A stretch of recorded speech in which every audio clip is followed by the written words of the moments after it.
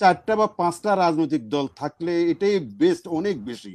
সেখানে 2 থেকে 250 রাজনৈতিক দল, এই সরকারের আমলে এই প্রায় 24টা না 26টা রাজনৈতিক দল পাইপলাইনে আছে। তারা যে কোনো মুহূর্তে ক্ষমতায় চলে যাওয়ার একটা মতলব আছে, একটা ইভিল ডিজাইন আছে, যেটা অনেক ক্ষেত্রে গত সরকার গুলো করে থাকতেন।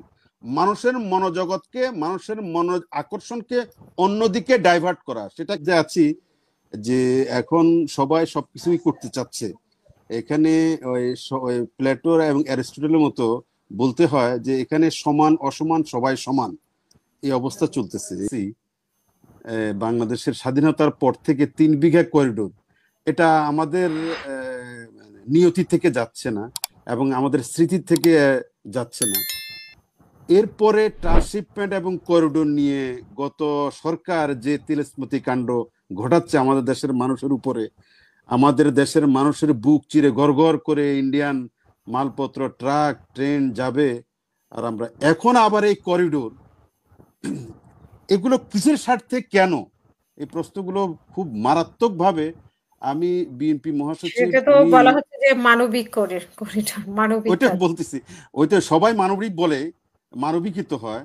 তো এই মানবিক করিডোর সম্পর্কে যে আমাদের তো এক ধরনের মানে অভিজ্ঞতা আছে, তিক্ত অভিজ্ঞতা আছে এবং ভীতিকর অবস্থা আছে। আমরা সেই মানবিক বলে না, যে করিডোর বলেন না কেন, বিএনপির মহাসচিব উনি সাংঘাতিক শব্দটা ব্যবহার করছেন যে এই সরকার মানে অনেকে খুব করে বলে যে একটা বোবা ডাকাইত।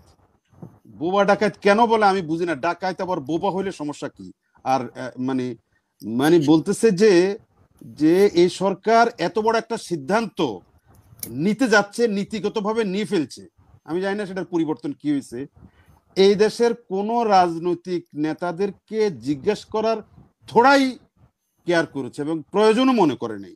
নীতিগত সিদ্ধান্ত নিয়ে এবং সেটা ঘোষণাও করে ফেলছে যে আমরা সিদ্ধান্ত নিয়েছি।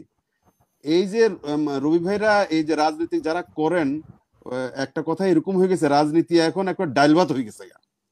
এটা এরকম অবস্থা হয়েছে আমাদের, মানে রাজনীতিটা ডাইল ভাত হয়ে, আর এই দেশে 56,000 বর্গ কিলোমিটারের দেশে মানে 3 থেকে 4টা বা 5টা রাজনৈতিক দল থাকলে এটাই বেস্ট, অনেক বেশি।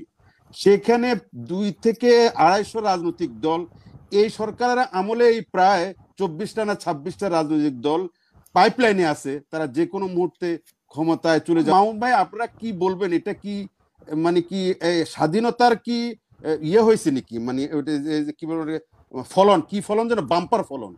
মানে রাজনীতি তো বাম্পার ফলনের বিষয় না, কিন্তু রাজনীতি সবার কাজ না, আপনার আলু পটলের কাজ না। আপনার রাজনীতি তো আপনার ওই যে আদার ব্যাপারী জাহাজের খবর রাখার বিষয় নয়।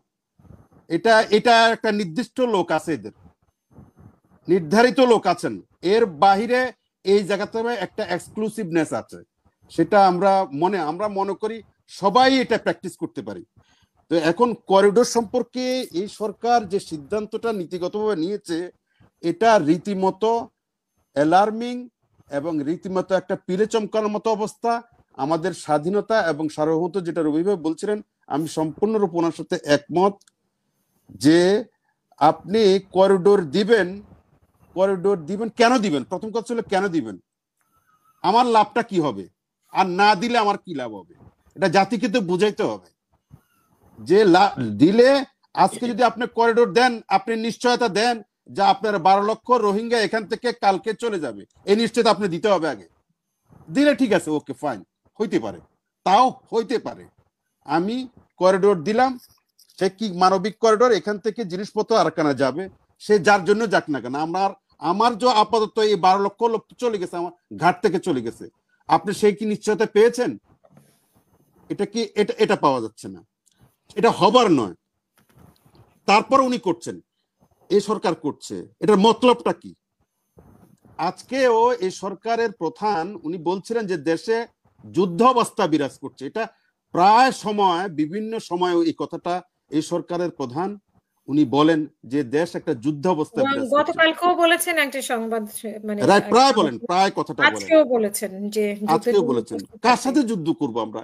আমরা কি সারা জাতি এই যুদ্ধের মধ্যে থাকবো এরকম? বাট গতকালকে উনি বলেছেন যে শত্রুপক্ষ, মানে আমাদের শত্রুপক্ষ বলতে আওয়ামী লীগকে বুঝিয়েছেন। আজকে আবার উনি বলেছেন যে আমি ভারত বলছি পাকিস্তানের কেন বলছেন এই কথাটা উনি, আমি যে যুদ্ধ সেটা। আমার ক্ষুদ্র জ্ঞানে যা ধরে আমি সেটা বলবো। এই যে বলছেন উনি যে দেশ যুদ্ধ অবস্থা বিরাজ করছে এবং আমাদেরকে আতঙ্কিত করছেন, এই যে উনি মানবিক করিডোর, ওনারা মানবিক করিডোর দেওয়ার একটা নীতিগত সিদ্ধান্ত নিয়েছেন, এবং এই যে বলা হচ্ছে যে ইউনূস সরকার আরো 5 বছর থাকার দরকার আছে বলে এটা বাজারজাত করতেছেন, মানুষকে বুঝাচ্ছেন। কিছু সংখ্যক মানুষ ঢোল বাজাচ্ছে, তালিয়া বাজাচ্ছে এবং ফেসবুক গরম করতেছে। এবং এই যে নির্বাচনের রোড ম্যাপ ঘোষণা করা হচ্ছে না, এই যে আওয়ামী লীগকে বিচারের ব্যাপারে এই যে তালবাহানা করা হচ্ছে, এই জাতীয় অসংখ্য আপনি দেখবেন। এগুলো কারণ কি জানেন? এগুলো কেন করা হচ্ছে? এগুলোর মধ্যে একটা একটা মতলব আছে, একটা ইভিল ডিজাইন আছে, যেটা অনেক ক্ষেত্রে গত সরকার এগুলো করে থাকতেন। মানুষের মনোজগৎকে, মানুষের মন আকর্ষণকে অন্যদিকে ডাইভার্ট করা। সেটা কি?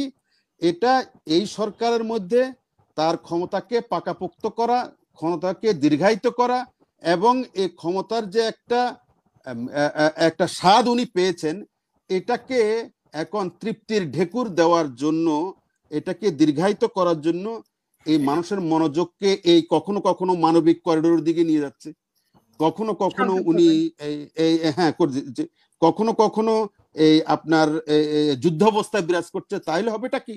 তাহলে এগুলো একটা কৃত্রিম সমস্যা তৈরি করে দিয়ে দেশে তখন মানুষ বলবে যে না, এটা স্বাভাবিক হওয়ার জন্য আপনি থাকেন, এখন একটা স্বাভাবিক অবস্থা তৈরি না দেশে, আপনি থাকেন, আরো দীর্ঘায়িত করুন। এই অবস্থা এক ধরনের জিগির তোলানোর জন্য এগুলো প্রচেষ্টা কিনা আমি আমি আমি আমার আমার যত আমি সহ আমাদের দেশের অনেক মানুষ এইভাবে চিন্তা ভাবনা করা শুরু করছে। এখন কথা হচ্ছে যে এই সরকারের এই জাতীয় সিদ্ধান্ত নেওয়ার, আমি একদম শেষ করে দিচ্ছি, এই জাতীয় গুরুত্বপূর্ণ স্বাধীনতা এবং সার্বভৌমত্বর ব্যাপারে গুরুত্বপূর্ণ সিদ্ধান্ত নেওয়ার কোনো অধিকার, নৈতিক অধিকার বলেন, কোনো ম্যান্ডেট বলেন, এই সরকারের নেই। এটা আমি আমার পূর্ববর্তী সব বক্তার সাথে একমত। আর যদি নিতেই হবে, তাহলে সমস্ত রাজনৈতিক দল, বিশেষ করে আমাদের যারা ডিপ স্টেট আছে, রাজনৈতিক দলগুলো আছে, শক্তিগুলো আছে, তাদের সাথে আলোচনা করে এই সিদ্ধান্ত নিতে হবে, নেওয়া উচিত। সেটা উনি করছেন না। আরেকটা কথা, দেশের কথা বলতে চাচ্ছি। আমার পূর্ববর্তী বক্তা একজন বলছিলেন যে, মাহবুব ভাই বলছিলেন যে রেস্টলেসনেস, মানে আমাদের প্রত্যেকের মধ্যে যে এই যে একটা অস্থিরতা বিরাজ করছে, আমরা কেউ মানে সহ্য করতে পারছি না কোনো কিছু। মানে আপনি সিলে কান নিয়ে গেছে, এই সিলের পিছনে দৌড়ানো শুরু করতেছে। দেশে একটা তো ক্ষান্ত দিতে হবে কোনো এক জায়গাতে। আপনি বিপ্লব করছেন, ভালো কথা, এই বিপ্লবের পেছনে সারা জাতি ছিল কম বেশ, আপনি এটার মধ্যে আর অন্য কিছু খোঁজার দরকার নাই। বিপ্লব মানে এটার ম্যাগনানিমিটি, এটা সৌন্দর্য প্রস্তাতিত, কোনো সন্দেহ নাই। এখন এই বিপ্লবকে ধরে রাখতে হবে। এই বিপ্লবকে ধরে রাখার জন্য আমাদের একটু শান্ত হইতে হবে। এটা হইল কি আমার সর্বশেষ সবার প্রতি আমার অনুরোধ। শান্ত না হইলে আমাদের এই বিপ্লব, আমাদের এই অভ্যুত্থান, যেটাই বলেন না কেন, কনসলিডেট হবে না, এবং আমাদের চাওয়া পাওয়ার মধ্যে অনেক সমস্যা দেখা দিবে। আমরা ঠিক মতন করতে পারবো না, সিদ্ধান্ত নিতে পারবো না। কিভাবে কে, মানে এই খবরটা তো আমি জানি না, রবি ভাইকে বলেন এই কথাটা একটু বলতে। নিজাম সাহেবের মেয়ে কি বলছিল? নিজাম সাহেবের মেয়ে বলছে যে আমার পিতার যে ফাঁসি হয়েছে, এই ফাঁসির জন্য জামাত ইসলামী দায়ী। আচ্ছা, ওনার মেয়ে সাংবাদিক সম্মেলনে বলছে। কবে বলছে? গতকালকে। আচ্ছা আচ্ছা, তো এটা এটা মানে আপনি যদি একটু বলতেন, আমি সহ আমার মানে উনি তো বললো যে এটাই উনি জানেন। এটা তো উনি ব্যাখ্যা দিতে পারবো, আমি তো জানি না। উনি যেটা বলছিলেন আপনি শেষ করেন মাহমুদ ভাই, আপনি ওই চ্যাপ্টারে না গিয়ে এটা শেষ করেন। না দেলোয়ার হোসেন সাইদি সাহেবের ছেলে যেমন বলছে যে আপনি মাফ করার কে, আওয়ামী লীগকে, তাই না? এখন উনি কি জন্য বলছে এটা তারা বলতে পারবো। যে মাহমুদ ভাই শেষ করবেন। আমার শেষ কথা হচ্ছে যে, সবচেয়ে বড় কথা হচ্ছে এই যে নেটের যুগে এই মানে আমরা ভালো মন্দ এমন একটা অবস্থার মধ্যে আছি যে এখন সবাই সবকিছুই করতে চাচ্ছে। এখানে ওই প্লেটো এবং অ্যারিস্টটলের মতো বলতে হয় যে এখানে সমান অসমান সবাই সমান। এই অবস্থা চলতেছে এখানে। ওই যে গণতন্ত্র, তারপরে জনতাতন্ত্র, এই সব মিলে আমরা একাকার করে ফেলছি। গণতন্ত্রের একটা ব্যাখ্যা, জনতন্ত্রের একটা ব্যাখ্যা, মপতন্ত্রের একটা ব্যাখ্যা, আমরা নতুন নতুন অনেক কিছু আসছি। সব কিছুর মূলে হচ্ছে এখন যেটা, সেটা হচ্ছে যে আপনার কনসিয়ান্স, মানুষের বিবেক কি বলে। বিবেক সবচেয়ে বড়, বিবেকের আদালত সবচেয়ে বড় আদালত। আপনি ওখানেই যদি জিজ্ঞেস করেন তো মানে সবকিছুর সমাধান হয়ে যায়। অনেক তো ধন্যবাদ। জি জি, ধন্যবাদ। জি।